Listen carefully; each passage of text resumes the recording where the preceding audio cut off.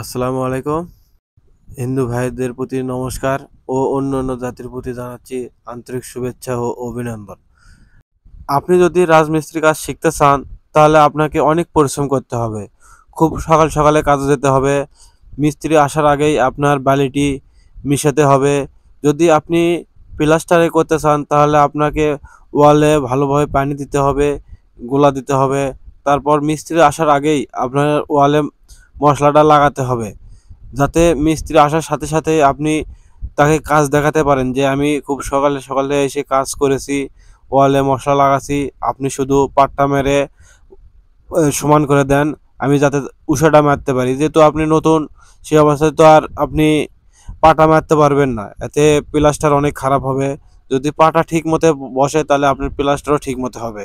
Main কথা, আমি যে জন্য ভিডিওটা তৈরি করা, এইখানে একটা পিলার করতে আপনার একটা লেবার লাগে। সেখানে সাধারণত 2 থেকে 2.5 ফুট একটা বাঁশ দিয়ে এই অন্য একটা ওয়ালের সাথে চাপ দিয়ে পাটাটা আটকে দেওয়া দেওয়া হয়েছে, অর্থাৎ সহল করে আটকানো হয়েছে।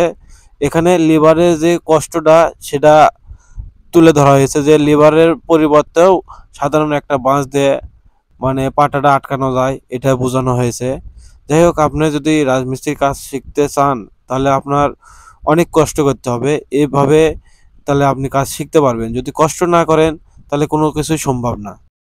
আবার দেখা হবে অন্য কোনো ভিডিওতে। আজ এই পর্যন্তই। ভিডিওটি দেখার জন্য সবাইকে ধন্যবাদ।